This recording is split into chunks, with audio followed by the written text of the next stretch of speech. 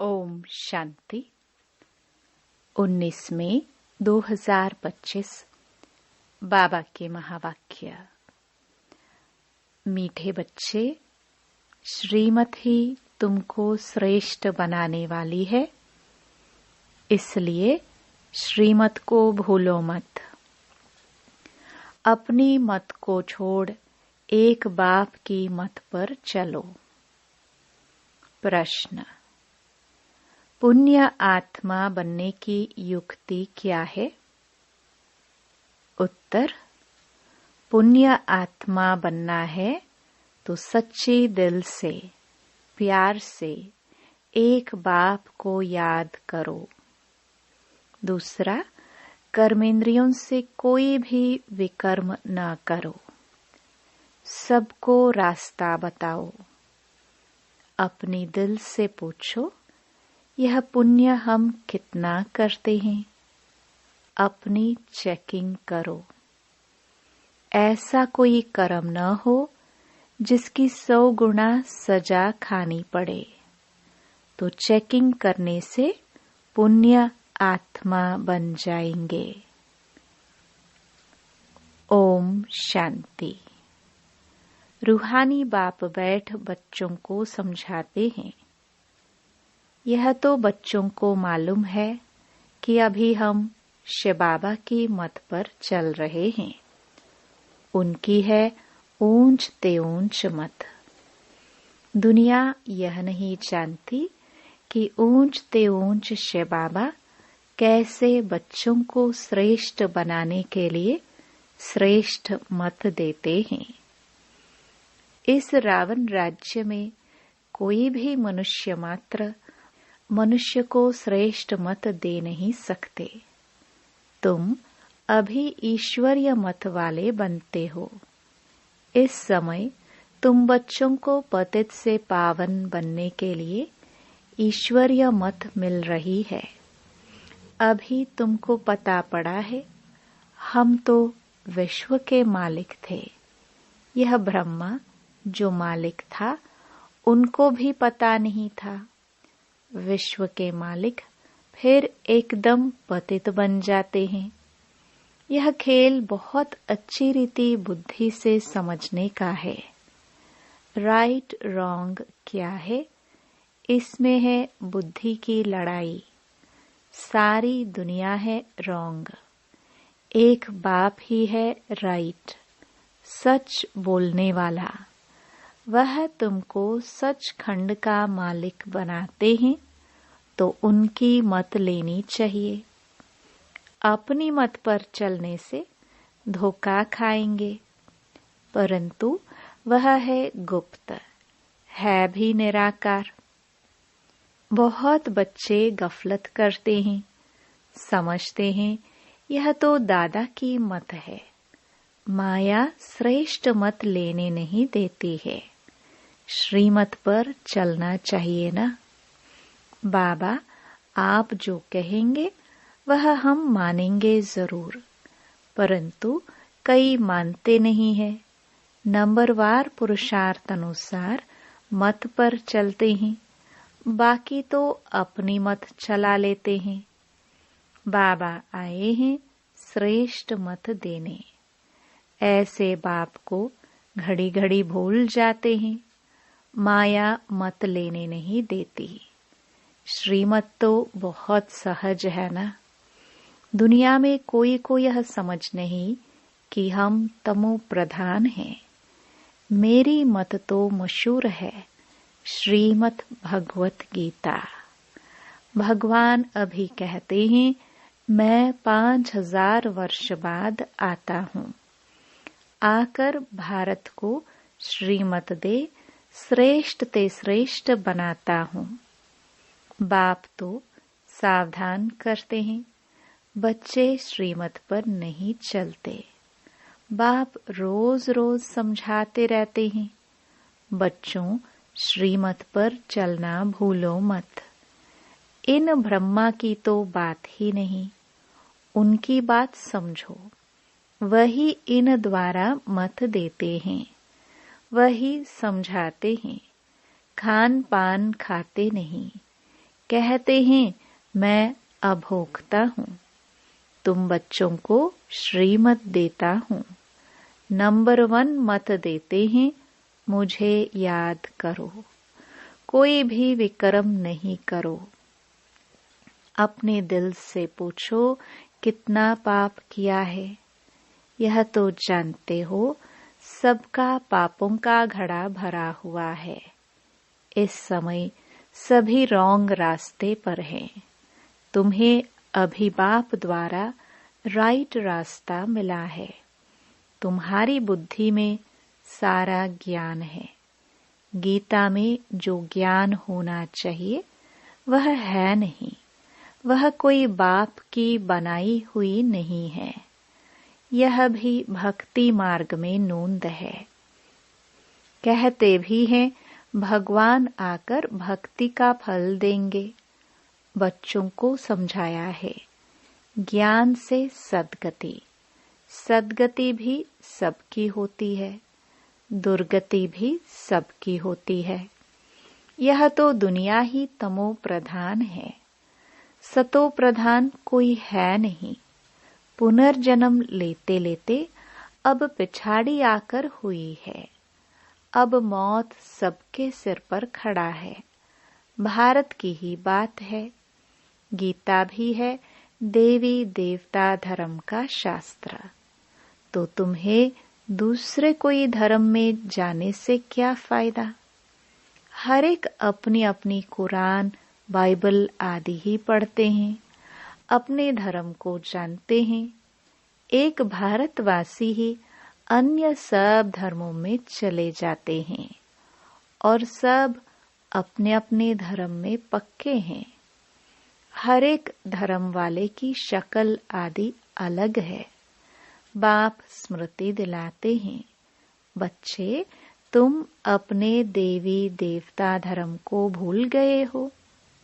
तुम स्वर्ग के देवता थे। हमसो का अर्थ भारतवासियों को बाप ने सुनाया है। बाकी हम आत्मा सो परमात्मा नहीं है। यह बातें तो भक्ति मार्ग के गुरु लोगों ने बनाई हैं। गुरु भी करोड़ों होंगे। स्त्री को पति के लिए कहते हैं कि यह तुम्हारा गुरु ईश्वर है, जबकि पति ही ईश्वर है। फिर हे भगवान, हे राम क्यों कहती हो। मनुष्यों की बुद्धि बिल्कुल ही पत्थर बन गई है। यह खुद भी कहते हम भी ऐसे थे। कहाँ वैकुंठ का मालिक श्री कृष्ण, कहाँ फिर उनको गांव का छोरा कह दिया है। श्याम सुंदर कहते हैं, अर्थ थोड़े ही समझते। अभी बाप ने तुमको समझाया है। जो नंबर 1 सुंदर वही नंबर लास्ट तमो प्रधान श्याम बना है।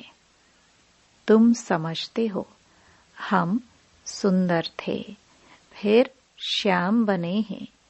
84 का चक्कर लगाए। अभी श्याम से सुंदर बनने के लिए बाप एक ही दवाई देते हैं कि मुझे याद करो।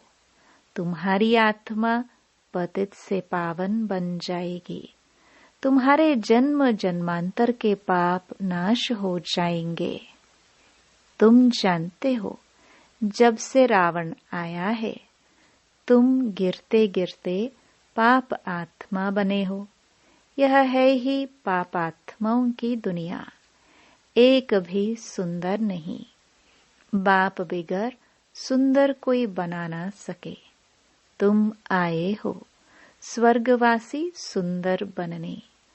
अभी नरकवासी श्याम हैं, क्योंकि काम चिता पर चढ़ काले बने हैं। बाप कहते हैं काम महाशत्रु है। इन पर जो जीत पाएंगे वही जगत जीत बनेंगे। नंबर 1 है काम। उनको ही पतित कहा जाता है। क्रोधी को पतित नहीं कहेंगे। बुलाते भी हैं कि आकर पतित से पावन बनाओ, तो अब बाप आए हैं, कहते हैं यह अंतिम जन्म पावन बनो।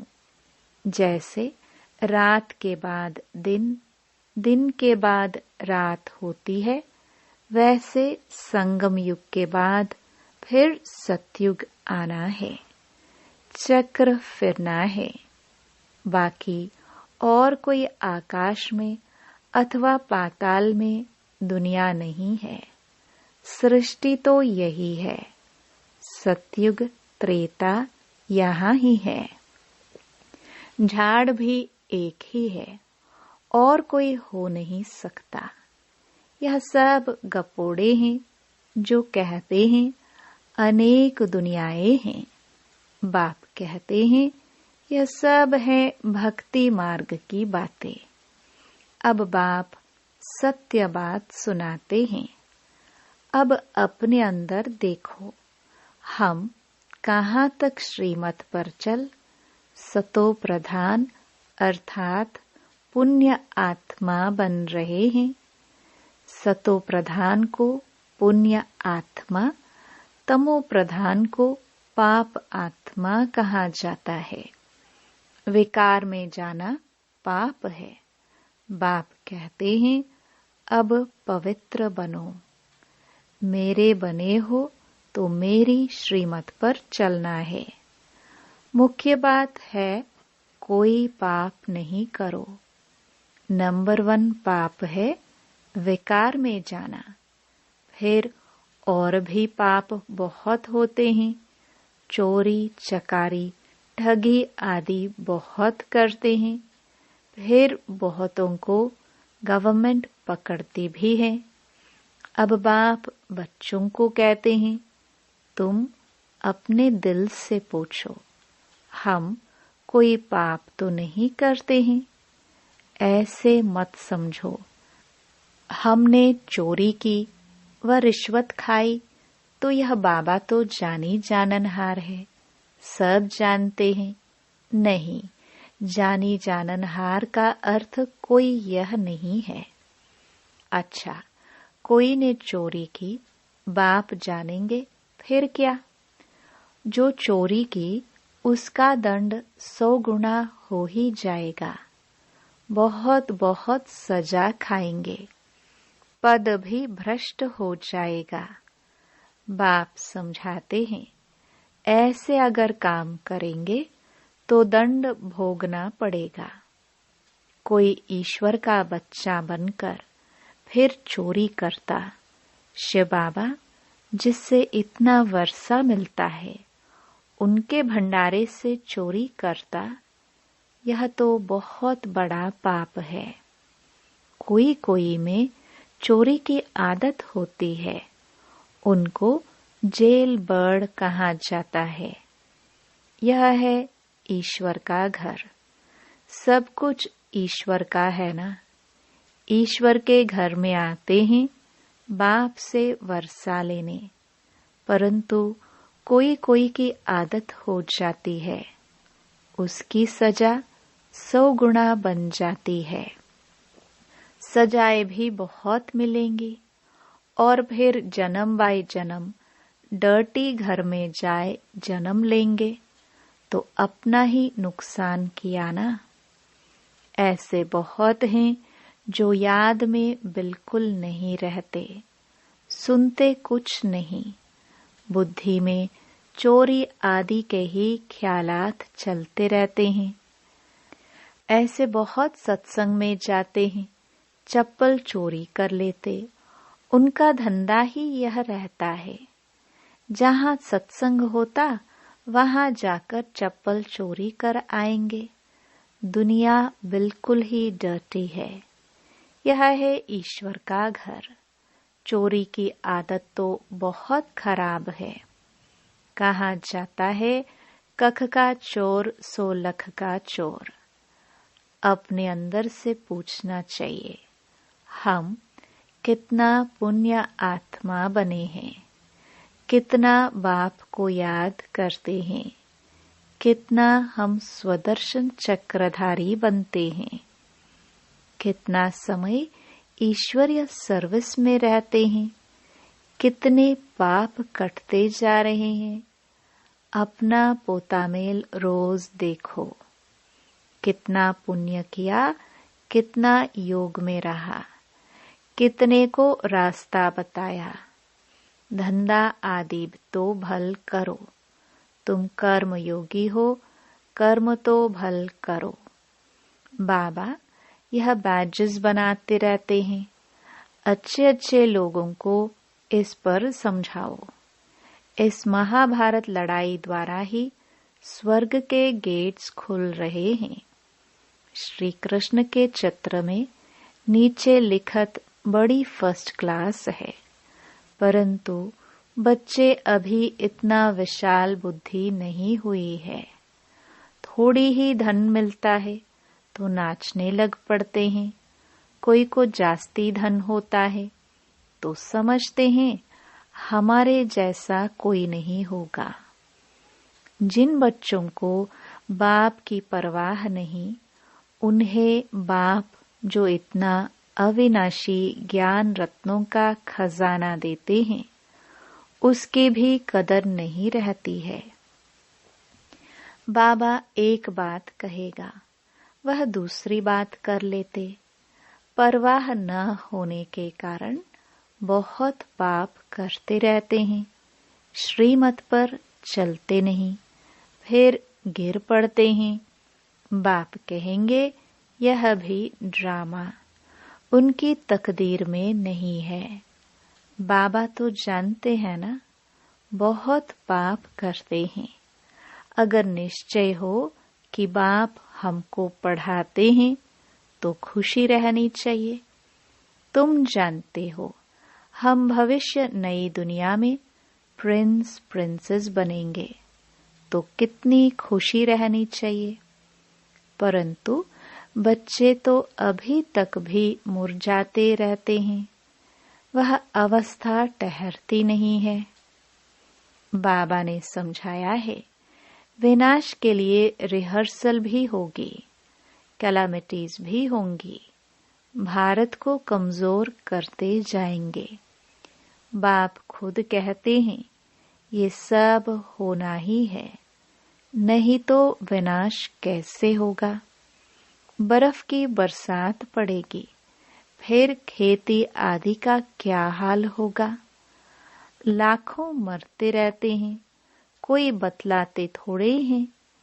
तो बाप मुख्य बात समझाते हैं कि ऐसे अपने अंदर जांच करो।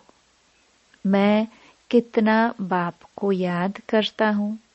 बाबा आप तो बड़े मीठे हो, कमाल है आपकी। आपका फरमान है मुझे याद करो तो 21 जन्म के लिए कभी रोगी नहीं बनेंगे। अपने को आत्मा समझ बाप को याद करो तो मैं गारंटी करता हूँ, सम्मुख बाप तुमको कहते हैं, तुम फिर औरों को सुनाते हो। बाप कहते हैं मुझ बाप को याद करो, बहुत प्यार करो। तुमको कितना सहज रास्ता बताता हूँ पतित से पावन होने का। कोई कहते हैं हम तो बहुत पापात्मा हैं। अच्छा, फिर ऐसे पाप नहीं करो, मुझे याद करते रहो तो जन्म जन्मांतर के जो पाप हैं वह इस याद से भस्म होते जाएंगे। याद की ही मुख्य बात है। इनको कहा जाता है सहज याद। योग अक्षर भी निकाल दो। सन्यासियों के हठ योग तो किस्म किस्म के हैं, अनेक प्रकार से सिखलाते हैं। इस बाबा ने गुरु तो बहुत किए हैं ना। अभी बेहद का बाप कहते हैं इन सब को छोड़ो, इन सब का भी मुझे उद्धार करना है। और कोई की ताकत नहीं जो ऐसे कह सके। बाप ने ही कहा है मैं इन साधुओं का भी उद्धार करता हूँ, फिर यह गुरु कैसे बन सकते? तो मूल एक बात बाप समझाते हैं, अपनी दिल से पूछो, हम कोई पाप तो नहीं करते हैं, किसको दुख तो नहीं देते हैं, इसमें कोई तकलीफ नहीं है। अंदर जांच करनी चाहिए, सारे दिन में कितना पाप किया, कितना याद किया। याद से ही पाप भस्म होंगे। कोशिश करनी चाहिए, यह बहुत मेहनत का काम है। ज्ञान देने वाला एक ही बाप है। बाप ही मुक्ति, जीवन मुक्ति का रास्ता बतलाते हैं। अच्छा, मीठे मीठे सिखिलदे बच्चों प्रति माता पिता बाप दादा का याद प्यार और गुड मॉर्निंग। रूहानी बाप की रूहानी बच्चों को नमस्ते। धारणा के लिए मुख्य सार। पहला, बाप जो अविनाशी ज्ञान रत्नों का खजाना देते हैं, उसका कदर करना है। बेपरवाह बन पाप कर्म नहीं करने हैं। अगर निश्चय है भगवान हमको पढ़ाते हैं तो अपार खुशी में रहना है। दूसरा, ईश्वर के घर में कभी चोरी आदि करने का ख्याल न आए। यह आदत बहुत गंदी है। कहा जाता, कख का चोर सो लख का चोर। अपने अंदर से पूछना है, हम कितना पुण्य आत्मा बने हैं। वरदान।